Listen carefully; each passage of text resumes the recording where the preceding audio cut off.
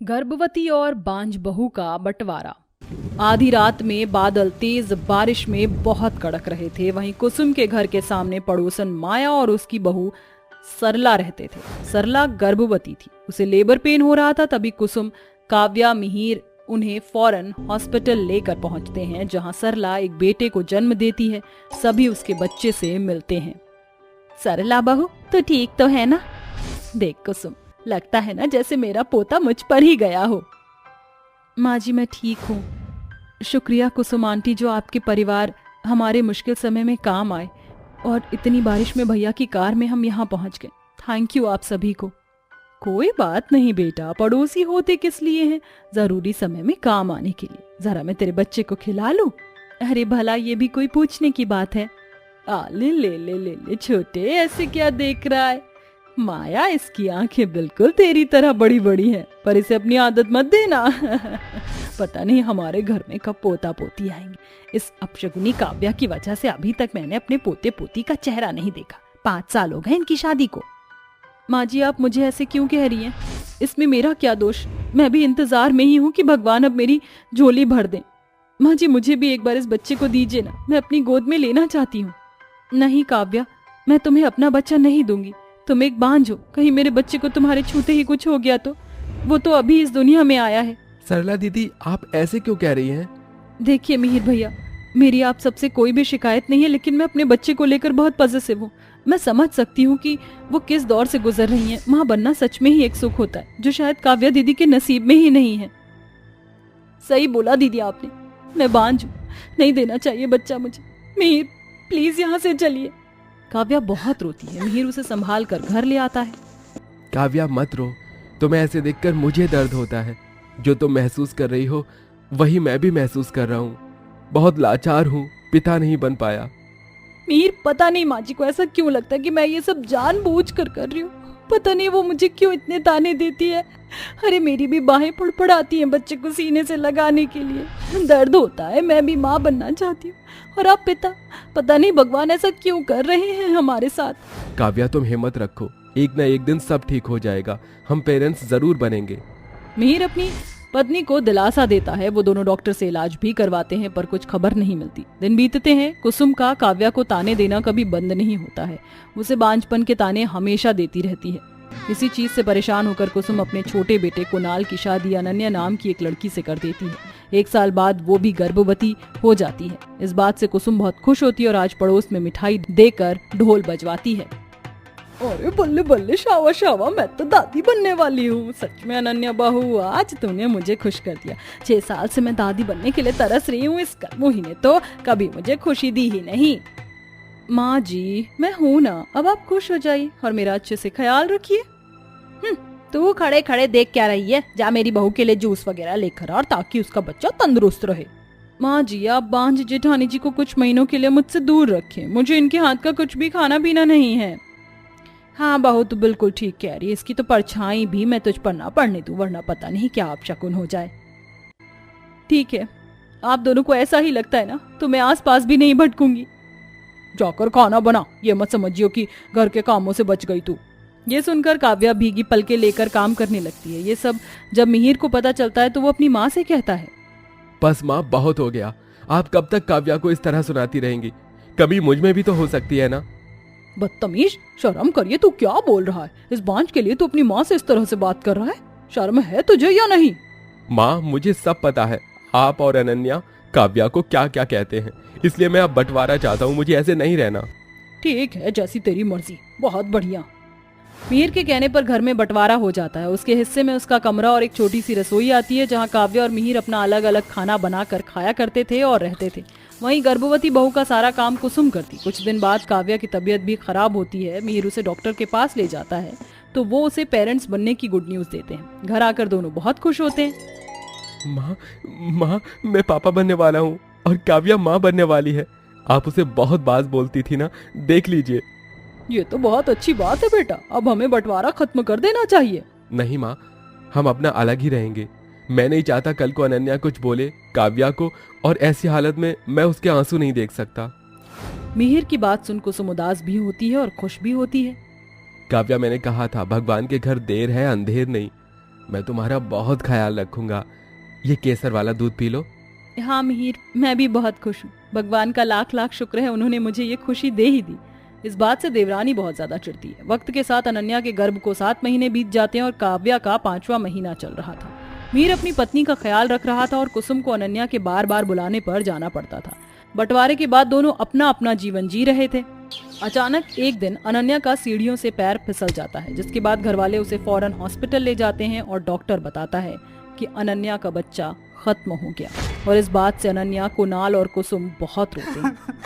हे भगवान, ये क्या हो गया मेरे साथ? क्यों भगवान जी, क्यों आपने मुझसे मेरा बच्चा छीन लिया?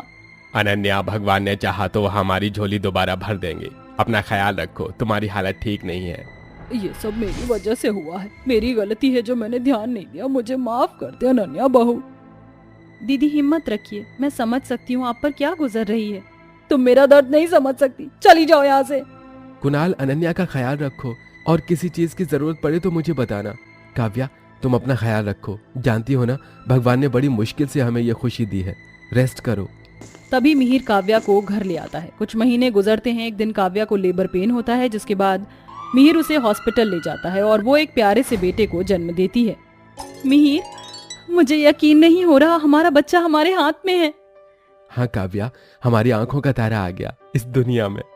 मिहिर, जल्दी से घर चलते। बंटवारे की वजह से कोई भी यहाँ नहीं आया है, पर मैं सबसे पहले अनन्या को ये बच्चा देना चाहती हूँ ताकि उसके टूटे दिल का दर्द थोड़ा कम हो जाए। फिर अगले दिन काव्या को डिस्चार्ज मिल जाता है। घर जाकर वो अपना बच्चा लेकर अनन्या को कहती है, अनन्या, तुमने अभी अभी अपना बच्चा खोया है। मैं समझ सकती हूँ क्या बीत रही होगी, इसलिए मैं चाहती हूँ मेरे बेटे को 2 माँ का प्यार मिले। तुम मेरे बेटे को प्यार करोगी ना, पालोगी ना उसे भी? माँ जी, आपको पोता हुआ है क्या? सच में काव्या दीदी, आप मुझे इसे पालने का मौका देंगी? मैंने आपके साथ कितना बुरा भला किया, उसके बाद भी आज आप मुझे ये सौभाग्य दे रही है। मुझे माफ कर दीजिए, मैंने जो भी आपसे कहा। अनन्या, भूल जाओ जो भी हुआ है, परिस्थिति ही ऐसी थी कि वो सब हुआ। देखे तो कितना प्यारा है दीदी का बेटा। हल्ले हल्ले हल्ले, आजा अपनी छोटी माँ के पास। हाँ बहू, मुझे भी माफ कर दे। मेरा दिल कर रहा अपने पोते को गोद में उठा लूं। अब तो बंटवारे को खत्म कर दे। माँ, मुझे माफ कर दीजिए। गुस्से में मैंने भी बहुत कुछ बोल दिया। अब हमारे बीच कोई बंटवारा नहीं है, हम सब एक साथ रहेंगे। हाँ मिहिर जी, इस तरह सबको अपनी गलती का पछतावा होता है और पूरा परिवार एक साथ खुशी खुशी रहने लगता है। वहीं काव्या के बेटे को 2 माँ का प्यार मिलता है और कुछ समय बाद अनन्या फिर से गर्भवती हो जाती है और पूरा परिवार खुशी मनाता है। लगता है मौसम खराब होने वाला है, इसलिए हमें सही समय पर ये सारे कपड़े और बाकी का सामान घर के अंदर रख देना चाहिए। तुमने बिल्कुल सही कहा, हमें सारा सामान घर में रख देना चाहिए। और इस चूल्हे का क्या करेंगे? ये तो बारिश में भीग जाएगा। अगर ऐसी बात है तो एक काम करते हैं, इस चूल्हे को किसी तरह से घर के अंदर ही ले जाते हैं, नहीं तो हम बारिश में खाना भी नहीं बना पाएंगे। वो तीनों मिलकर सबसे पहले किसी तरह चूल्हे को अंदर ले आती हैं, जिसके बाद शिल्पा और शीतल दोनों अपने सास ससुर को अपने कंधे का सहारा लगाकर घर के अंदर लेकर आती हैं। सारा सामान जैसे ही अंदर हो जाता है, तभी अचानक से बहुत तेज बारिश शुरू हो जाती है। अच्छा हुआ कि हम लोगों ने सही समय पर सारा सामान अंदर रख लिया, नहीं तो बहुत देर हो जाती और कपड़े और बाकी का सामान भी भीग जाता। अरे बहू, तुम 5 गर्भवती हो, तुमने अपने खाने को कुछ बनाया है या नहीं? अगर इस वक्त तुम अपना ख्याल नहीं रखोगे तो कैसे चलेगा? माँ जी, खाना जरूरी है, लेकिन काम पहले करना जरूरी है। और फिर अब हमने सारे काम कर लिए हैं, बस अब खाना ही बनाना है। वो अब बना लेंगे। चलो हम दोनों मिलकर खाना बना लेते हैं, माँ जी और बाबूजी को भूख लगी होगी। शीतल और शिल्पा खाना बनाने लगते हैं। तभी घर में जगह जगह से पानी टपकने लगता है। हे भगवान, अब ये पानी भी टपकने लगा। चलो मैं जहाँ जहाँ पानी टपक रहा है वहाँ बर्तन लगा देती हूँ। तभी खाट पर लेटा हुआ उन 5 का ससुर दामोदर कहता है, आज तो मेरे 5 बेटे भी भीगते हुए वापस घर आएंगे। इस बारिश ने सबकी हालत खराब कर दी। कोई बात नहीं बाबूजी, ये सब तो चलता ही रहता है। कुछ ही समय की बात है, फिर ये बारिश ये सब थम जाएगी और मौसम बिल्कुल ठीक हो जाएगा।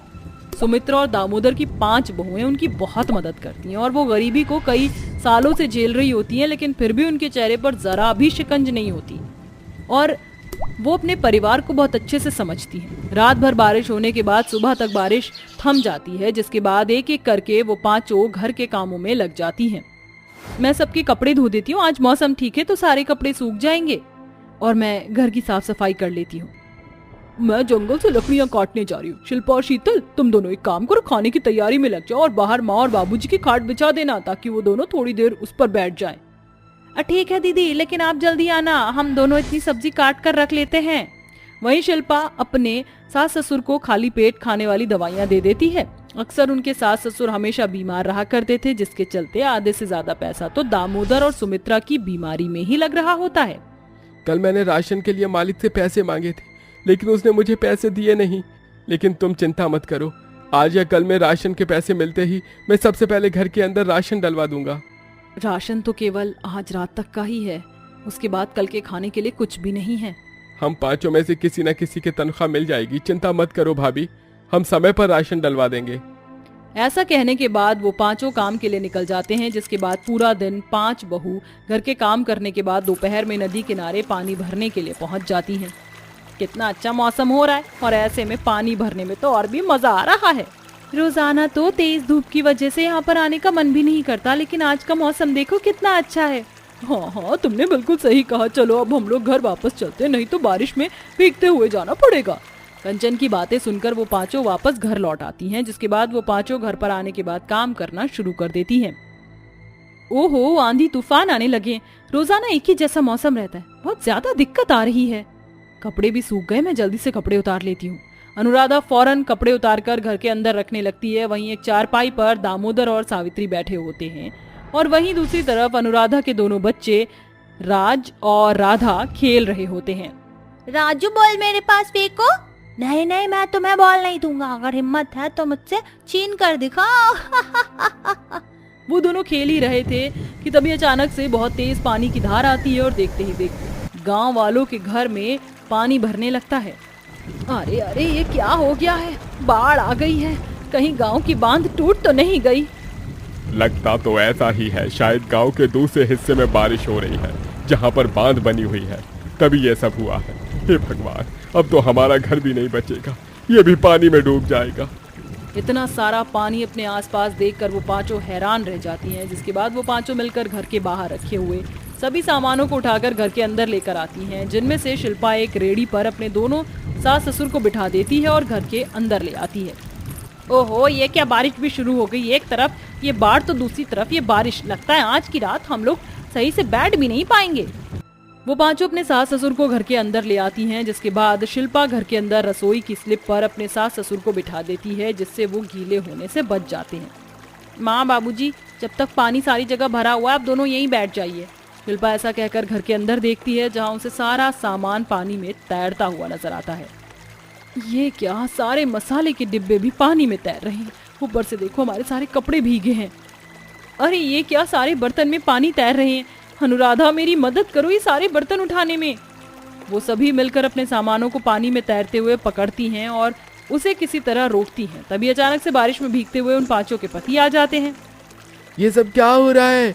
चारों तरफ पानी पानी भरा हुआ है, ऊपर से सामान बह रहा है। अरे, एक तो हमारी पांचों पत्नियां गर्भवती हैं और इस हालत में उन्हें ये सब परेशानियों का सामना करना पड़ रहा है। हम यहाँ ज्यादा देर नहीं रुक सकते। मैंने सुना है कि बांध पूरी तरीके से टूट गया है, कभी भी बहुत तेज पानी के बहाव से पूरा गांव बह सकता है। हमें ये घर छोड़कर जाना होगा। लेकिन बेटा, हम लोग यहाँ से कैसे जाएंगे? ये तो हमारा घर है, अपने घर को छोड़कर हम कहाँ जाएंगे? हमें एक दूसरे को बचाने के लिए यहाँ से तो निकलना ही होगा, नहीं तो बहुत बहुत बुरा हाल हो जाएगा।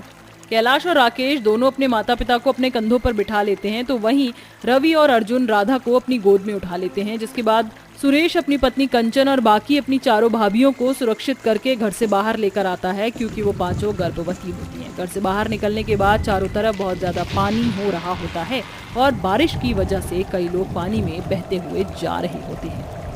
हम लोग यहाँ से कैसे निकलेंगे? पानी देखकर तो मुझे घबराहट हो रही है। हौसला रखो, सब कुछ ठीक हो जाएगा। वो पांचों बेटे मिलकर अपने परिवार को किसी सुरक्षित जगह ले जाने की कोशिश करते हैं। वो उस तरफ बढ़ना शुरू करते हैं जिस तरफ पानी का बहाव कम होता है। सभी एक साथ चल रहे होते हैं, लेकिन तभी अचानक से शीतल का पैर जो है रपट जाता है और वो पानी में बहने लगती है। बचाओ बचाओ, कोई मेरी मदद करो, बचाओ। सुरेश किसी तरह पानी में तैर कर उसके पास जाता है और उसे बचा कर ले आता है, जिसके बाद बहुत ही मुश्किलों का सामना करते हुए बारिश में भीगते हुए वो एक ऊंची सतह पर आ जाते हैं, जहाँ पर पानी नहीं होता। आज की रात हमें यहीं पर बितानी होगी। बहुत जोरों से भूख लगी है। तभी पानी में कुछ सब्जियां तैर रही होती हैं जिन्हें सुप्रिया उठा लेती है। मैं किसी तरह इन आलूओं को आग जलाकर उसमें भून देती हूँ, हमारे बच्चे कम से कम खा तो लेंगे। वो रात वो 5 गर्भवती बहुएं किसी तरह निकाल लेती हैं। अगले दिन सारा पानी गांव से खत्म हो जाता है और एक नया सवेरा निकलता है, जिसके बाद वो 5 मिलकर लकड़ियों से दोबारा से एक घर बनाते हैं जिसमें उनका पूरा परिवार रहने लगता है। कुछ समय बाद वो 5 अपने अपने बच्चों को जन्म देती हैं और अपने परिवार के साथ खुशी खुशी रहने लगती हैं।